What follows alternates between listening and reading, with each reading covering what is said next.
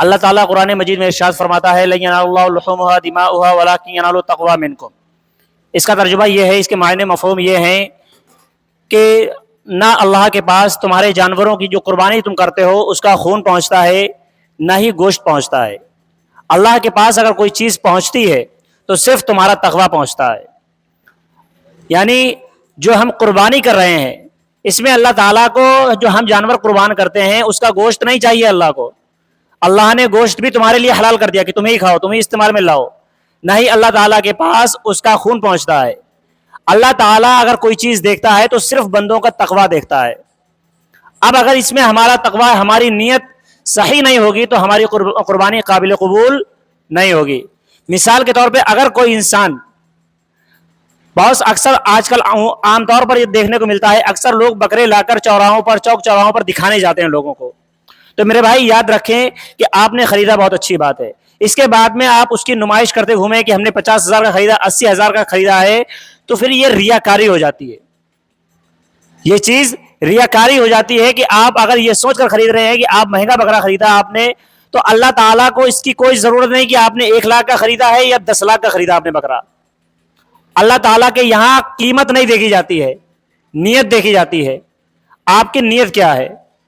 اور اگر آپ سوچتے ہیں کہ آپ کا اگر کسی نے کم قیمت کا خریدا ہے اور آپ نے 1 لاکھ کا خریدا ہے تو آپ کو ثواب زیادہ ہے، تو ایسا بھی نہیں ہے، کیونکہ اللہ تعالیٰ کے یہاں پرسنٹیج کے حساب سے ثواب ہوتا ہے، یہاں پر پیسوں کے حساب سے ثواب نہیں ہوتا۔ مثال کے طور پہ ایک امیر آدمی کے پاس کروڑوں روپیہ تھا، اس میں سے اس نے زیادہ 50,000 70,000 خرچ کر کے ایک بکرا خریدا، تو اس نے اپنی کمائی کا 1% بھی نہیں خرچ کیا۔ اور وہیں غریب کے پاس میں صرف 1 لاکھ یا 1.5 لاکھ روپیہ پڑا تھا، اس نے اس میں سے 10,000 کا بکرا خریدا یا 20,000 کا بکرا خریدا، تو اس نے اپنی کمائی سے کئی % خرچ کیا؟ تقریباً 5%، 8% یا 10% خرچ کرنے کے بعد میں وہ بکرا خرید کر لایا، تو اس کو ثواب زیادہ ملے گا۔ لیکن اگر آپ اس میں نمائش کریں گے، چاہے وہ غریب ہو یا امیر ہو یا کوئی بھی ہو، اگر آپ نمائش کر رہے ہیں تو پھر یہاں پر ریاکاری ہو جائے گی، اور اللہ تعالیٰ کو ریاکاری بالکل بھی ناپسند ہے، بالکل بھی پسند نہیں ہے اللہ تعالیٰ کو، سخت ناپسند ہے ریاکاری کرنا، دکھاوا کرنا۔ اور اگر کوئی انسان اس نیت سے بکرا خریدتا ہے کہ لوگ اس کی تعریف کریں گے، تو صرف اس کی تعریف ہی ہوگی، بس اس کو ثواب نہیں ملے گا، اس کا جو قربانی کرنے کا فریضہ ہے وہ ادا نہیں ہوگا۔ اسی طرح سے کچھ غلطیاں اور بھی ہو جاتی ہیں جن کی وجہ سے قربانی، پہلی بات تو ہمیں قربانی کا ثواب نہیں مل پاتا ہے، دوسری چیز وہ جانور ہمارے لیے حرام ہو جاتا ہے، وہ جانور کا گوشت ہمارے لیے حرام ہو جاتا ہے۔ اب وہ غلطیاں کیا رہتی ہیں؟ جیسے کہ قربانی کے جانور، جب قربانی کا جانور ذبح کرے، جو انسان ذبح کر رہا ہو اس کو یہ تکبیر پڑھنا ہے، یعنی بسم اللہ پڑھنا ضروری ہے، بسم اللہ اللہ اکبر کہنا۔ جو انسان چھری پھیرے گا، جانور کے اوپر جو انسان چھری چلائے گا، اس انسان کو اپنی زبان سے، یہ نہیں کہ آپ نے دل میں کہہ لیا، اپنی زبان سے بسم اللہ اللہ اکبر کہنا ضروری ہے، لازمی ہے۔ اگر کوئی انسان نہیں کہہ پاتا ہے، مثال کے طور پہ آپ نے جانور کو گرانے کے چکر میں، جلد بازی میں آپ نے چھری پھیر دی اور آپ بسم اللہ اللہ اکبر نہیں کہہ پائے، تو پھر وہ جانور آپ کے لیے حلال نہیں ہوگا، پھر وہ مردار ہے، آپ کے لیے حرام ہے، وہ استعمال میں کوئی بھی انسان استعمال نہیں کرتا مسلمان اس کو۔ تو اس بات کا خاص طور پہ خیال رکھیں کہ جو انسان قربانی کے جانور پر چھری پھیرے اس کو پہلے بسم اللہ اللہ اکبر پڑھنا، ویسے تو بسم اللہ الرحمن الرحیم پڑھا جاتا ہے، لیکن جانور جب قربان کریں گے وہاں پر آپ کو بسم اللہ الرحمن الرحیم نہیں پڑھنا ہے، کیونکہ بسم اللہ کچھ جگہوں پر پڑھنا فرض ہوتا ہے، کچھ جگہوں پر پڑھنا سنت ہوتا ہے، اور کچھ جگہ پر بسم اللہ پڑھنا مستحب ہوتا ہے، اور کچھ ایسی بھی جگہ ہوتی ہیں جہاں پر بسم اللہ پڑھنا حرام ہوتا ہے۔ مثال کے طور پہ اگر کوئی آپ غلط کام کر رہے ہیں، کوئی غلط کام کر رہے ہیں، ایسی جگہ پر بسم اللہ اگر آپ پڑھتے ہیں تو وہ حرام ہے، وہاں پر بسم اللہ نہیں پڑھیں گے۔ اور وہیں پر بسم اللہ کے معنی آتے ہیں کہ اللہ کے نام سے شروع، جو بڑا مہربان نہایت رحم والا ہے۔ اب ظاہر سی بات ہے، ہم جانور کو ذبح کر رہے ہیں تو اس صورت میں اس کے سامنے ہی پوری بسم اللہ نہیں پڑھی جائے گی، وہاں پر کیا پڑھیں گے؟ بسم اللہ، یعنی اللہ کے نام سے شروع، جو بہت بڑا ہے، اللہ بہت بڑا ہے، صرف اتنا پڑھنا ہے۔ لیکن اگر کوئی انسان، اور ایک بات اور خاص طور پہ یاد رکھیں کہ یہ چیز پڑھتے وقت آپ کے منہ جھوٹا نہ ہو، آپ کا منہ جھوٹا نہیں ہونا چاہیے، کیونکہ اکثر کسائی وغیرہ دیکھے جاتے ہیں جو بکرا وغیرہ کاٹنے یا بھینس وغیرہ کاٹنے والے ہوتے ہیں، وہ چھری پھیرتے ہیں تو ان کے منہ میں گٹکا، پان، تمباکو وغیرہ دبا رہتا ہے، اور وہ کہتے ہیں ہم نے من میں پڑھ لیا، یا پڑھتے بھی، پڑھا کہ نہیں پڑھا کوئی بھروسہ نہیں۔ یاد رکھیں کہ ایسی صورت میں ذرا سی لاپرواہی میں آپ کی قربانی ضائع گئی. دوسری چیز، آپ جو اس کا گوشت استعمال کر رہے ہیں وہ چیز آپ کے لیے حرام ہو گئی، وہ حرام کا گوشت آپ نے کھایا. اسی طرح سے جتنے لوگوں کو آپ نے وہ گوشت کھلایا سب کے پیٹ میں حرام کا لقمہ گیا، تو سب کے جتنے لوگوں پاس وہ گوشت پہنچا اس کی ذمہ دار کون ہوا؟ آپ ہو گئے. تو یہ چیز لاپرواہی نہیں کرنی ہے، اس چیز کا خاص طور پہ خیال رکھنا ہے.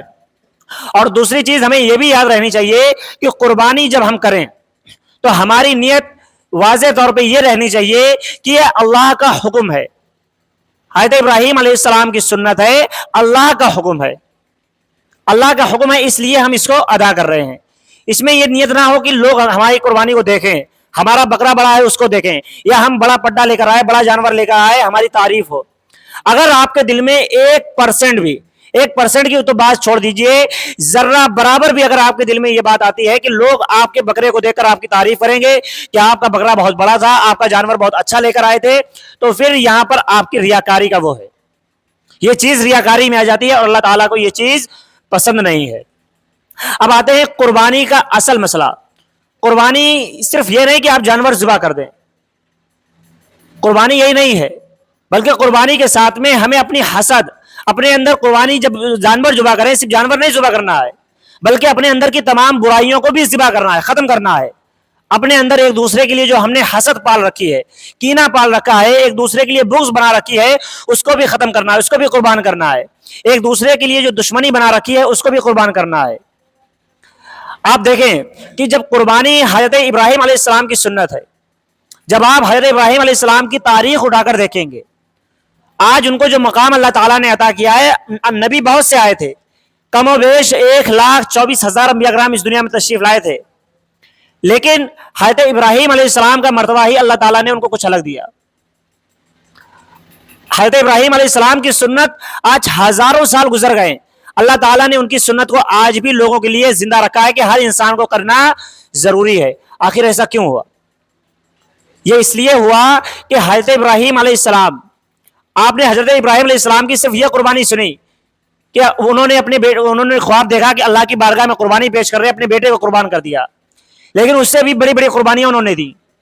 ایک مرتبہ آپ کہیں جنگل میں جا رہے تھے، اتنے میں ایک فرشتہ اللہ تعالیٰ سے اجازت لے کر حضرت ابراہیم علیہ السلام کا امتحان لینے کے لیے ایک فرشتہ آیا.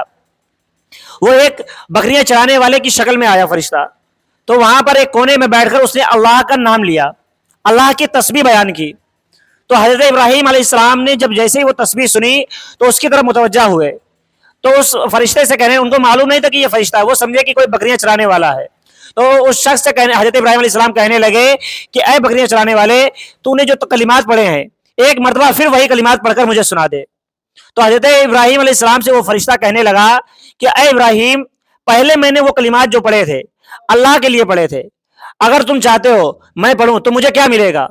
تو حضرت ابراہیم علیہ السلام نے کہا کہ میری جتنی بکریاں ہیں، میرے پاس جتنی بکریاں ہیں، روایت میں آتا ہے اس وقت حضرت ابراہیم علیہ السلام کے پاس وہیں پر موجود ہزاروں بکریاں تھیں، آپ نے ساری بکریاں اس کو دے دی صرف اس وجہ سے کہ صرف ایک مرتبہ اللہ کی تسبیح پڑھ کر وہ سنا دے. اس کے بعد میں حضرت ابراہیم علیہ السلام کو بہت مزہ آیا سن کر. پھر آپ نے کہا کہ اے بکریاں چرانے والے، ایک مرتبہ پھر سے سنا دے. تو پھر وہ بکریاں چرانے والا وہ فرشتہ کہنے لگا کہ اے ابراہیم علیہ السلام، اب تو آپ نے ساری بکریاں دے دی، اب آپ ہمیں کیا دیں گے؟ تو حضرت ابراہیم علیہ السلام کہنے لگے کہ میرے پاس جتنی بھیڑیں ہیں، جتنی بھی بھیڑیں ہیں میں تجھے ساری دیتا ہوں، بس تو اللہ کی تسبیح بیان کر. اس نے پھر اللہ کی تسبیح بیان کی، آپ نے اس کو ساری بھیڑیں دے دی. حضرت ابراہیم علیہ السلام کہنے لگے کہ ایک مرتبہ پھر مجھے سنا دے. تو وہ فرشتہ کہنے لگا کہ اے اللہ کے نبی، اب تو آپ نے بکریاں بھی دے دی، بھیڑیں بھی دے دی، اب آپ کیا دیں گے؟ تو حضرت ابراہیم علیہ السلام کہنے لگے کہ میرے پاس جتنے اونٹ ہیں سارے اونٹ میں تجھے دے دوں گا. اس کے بعد پھر اس نے اللہ کی تسبیح بیان کی. اب پھر حضرت ابراہیم علیہ السلام کہنے لگے کہ ایک مرتبہ پھر سے سنا دو. تو وہ فرشتہ بولا کہ اے ابراہیم علیہ السلام، اے اللہ کے نبی، اب تو آپ کے پاس نہ بکریاں بچی ہیں، نہ دمبے بچے ہیں، نہ ہی اونٹ بچے ہیں، اب آپ کیا دو گے؟ تو حضرت ابراہیم علیہ السلام کہنے لگے کہ اب اگر تم مجھے سنا دے تو میں تیرا غلام بن جاؤں گا. تو حضرت ابراہیم علیہ السلام کہنے لگے کہ اب اگر تو نے مجھے تسبیح سنائی تو میں تیرا غلام بن جاؤں گا، تو جو چاہے مجھ سے کروانا. اس کے بعد میں حضرت ابراہیم علیہ السلام نے جب فرشتے نے وہ تسبیح سنائی، حضرت ابراہیم علیہ السلام کہنے لگے کہ اب میں تیرا غلام ہوں.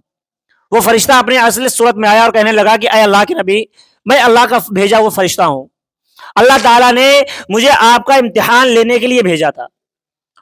یہ ہے حضرت ابراہیم علیہ السلام، اپنا سب کچھ قربان کر دیا صرف اللہ کی تسبیح سننے کے لیے، ساری چیزیں قربان کر دی انہوں نے۔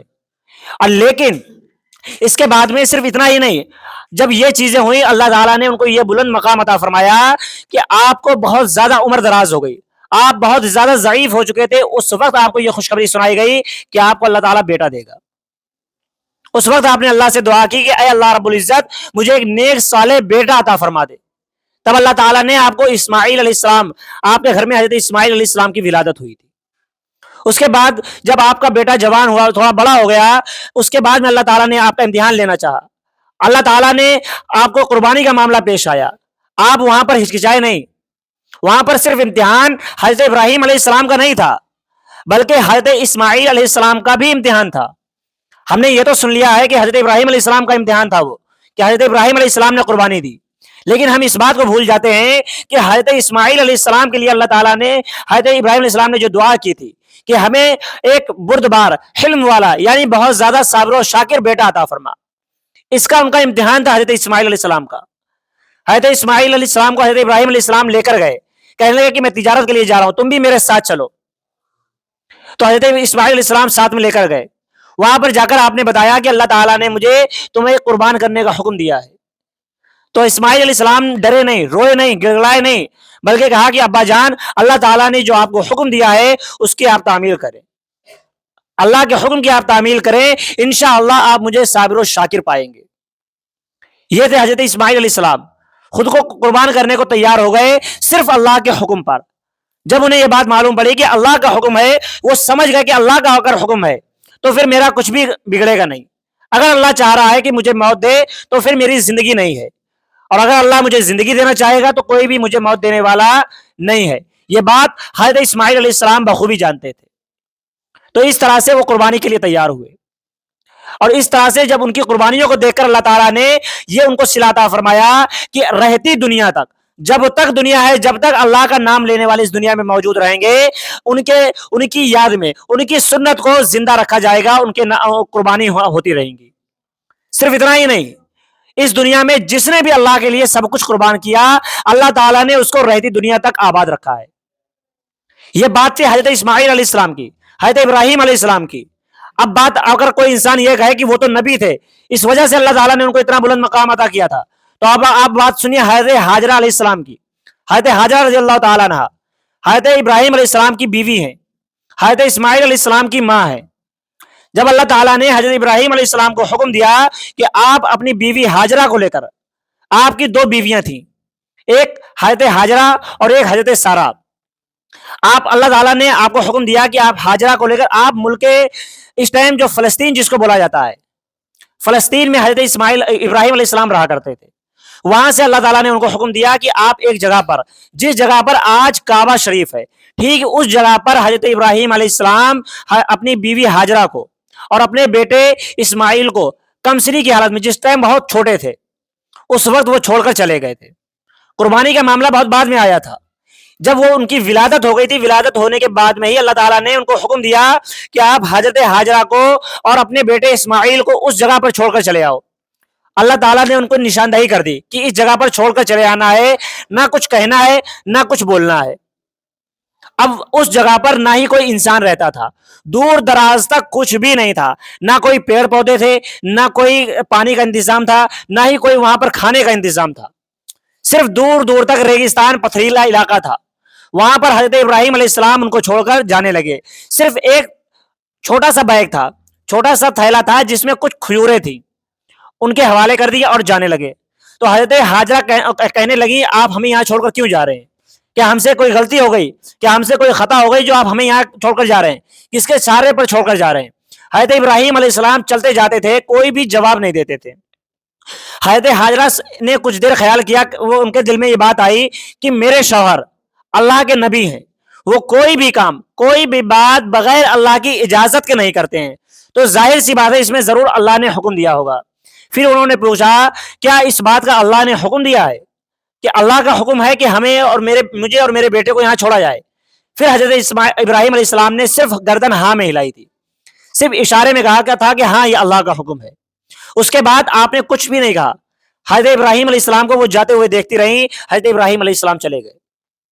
آپ کے پاس صرف چند کھجوریں وہاں پر موجود تھیں، وہاں پر کوئی باغات نہیں تھے، صرف ریگستانی علاقہ تھا، پتھریلا علاقہ تھا، نہ کوئی پیڑ تھا، دھوپ تھی صرف، وہاں پر پانی کا بھی انتظام نہیں تھا. لیکن وہ مطمئن ہو گئیں. ان کو اس بات کا یقین ہو گیا کہ اگر اللہ تعالیٰ نے مجھے اور میرے بیٹے کو یہاں پر بھیجنے کا حکم دیا ہے تو اس نے میرے لیے، ہمارے لیے کھانے اور پینے کا انتظام بھی کیا ہوگا. پھر آپ جب ان کے بیٹے کو پیاس ستانے لگی، کافی وقت گزر گیا، پھر پیاس ستانے لگی تو پانی کی تلاش میں وہ وہاں پر پہاڑیاں تھیں صفا اور مروہ، ان پر چکر لگاتی رہی. انہوں نے 7 چکر لگائے تھے صفا مروہ کے. اس کے بعد میں اللہ تعالیٰ کو ان کی یہ ادا پسند آ گئی. یہ ادا اللہ تعالیٰ کو ان کی اتنی زیادہ پسند آ گئی کہ آج بھی اور رہتی دنیا تک، جب تک مسلمان اس دنیا میں رہیں گے، جب تک دنیا قائم رہے گی، حج ہوگا اور کوئی بھی حاجی اس چیز کو چھوڑ نہیں سکتا ہے. اگر کوئی انسان یہ کہے کہ ہم حج کرنے جا رہے ہیں، صفا مروہ کا چکر نہیں لگائیں گے، تو اس کا حج نہیں ہوگا. آپ سوچیں ذرا، حج جیسا عظیم فریضہ جو ہر انسان، فرض ہے، قربانی فرض نہیں ہے لیکن حج فرض ہے. آپ نے یہ حضرت حاجرہ کی، جو ان کو اللہ تعالیٰ کو ادا یہ اتنی زیادہ پسند آ گئی تھی کہ جتنے چکر حضرت حاجرہ نے صفا اور مروہ کے بیچ میں دوڑ کر لگائے تھے، ہر حاجی کو اتنے چکر وہاں پر لگانے پڑیں گے. آپ بوڑھے ہیں، ضعیف ہیں، کمزور ہیں، کیسے بھی ہوں، آپ کو وہاں پر دوڑنا پڑے گا. ایسا نہیں ہے کہ چلنا نہیں ہے وہاں پر. آپ کو جب آپ حج کرنے وہاں جائیں گے تو آپ کو معلوم پڑے گا کہ جب وہاں پر پہنچتا ہے انسان تو جب صفا اور مروہ کے بیچ میں آپ کو دوڑنا پڑتا ہے، دوڑ کر آپ کو 7 چکر اس کے لگانے ہیں. آپ سوچیں ذرا کہ اگر ہم اللہ کی راہ میں اپنا سب کچھ قربان کر دیں گے تو اللہ تعالیٰ بھی ہمارا نام رہتی دنیا تک رکھے گا، قائم رکھے گا. جس نے بھی اللہ کی راہ میں سب کچھ قربان کیا، اللہ تعالیٰ نے اس کو آباد کر دیا، اس کو ہمیشہ ہمیشہ کے لیے زندہ رکھا ہے. آپ سوچیں ذرا کہ وہاں پر پانی نہیں تھا، اللہ تعالیٰ نے آب زمزم جاری کر دیا. آپ دیکھیں، تاریخ اٹھا کر دیکھیں، کوئی بھی کنواں، کوئی بھی نہر، کوئی بھی چشمہ زیادہ دن نہیں چلتا ہے، کچھ وقت کے بعد میں وہ ختم ہو جاتا ہے، پانی ختم ہو جاتا ہے. لیکن آب زمزم کا کنواں وہ کنواں ہے جب سے پانی جاری ہوا ہے، جب سے پانی جاری ہوا ہے آج تک اس کا پانی ختم نہیں ہوا ہے. وہاں پر مکہ مدینہ تمام علاقوں میں وہ پانی سپلائی کیا جاتا ہے، اس کے باوجود آج تک وہ کنواں سوکھا نہیں ہے. یہ اللہ کی قدرت ہے. آپ سوچیں ذرا، وہاں پر کھانے پینے کی چیز حضرت ابراہیم علیہ السلام کچھ نہیں دے کر گئے تھے، لیکن آج وہاں پر دیکھیں آپ، ہر چیز موجود ہے. یہ صرف اس وجہ سے تھا کہ ان کا بھروسہ اللہ پر تھا. اگر ہم اللہ پر بھروسہ کریں گے نا تو اللہ تعالیٰ ہمیں دین و دنیا میں کامیاب کرے گا. آپ سوچیں، ان لوگوں کو اللہ نے دنیا میں بھی کامیاب کر دیا اور آخرت میں بھی کامیاب کر دیا. اسی طرح سے اگر ہم بھی اللہ تعالیٰ پر بھروسہ کرنا سیکھ لیں تو اللہ تعالیٰ ہمیں دونوں جہاں میں کامیابی اور کامرانی عطا فرمائے گا. اللہ تعالیٰ کہنے سننے سے عمل کرنے کی توفیق عطا فرمائے. وآخر دعوانا الحمدللہ رب العالمین.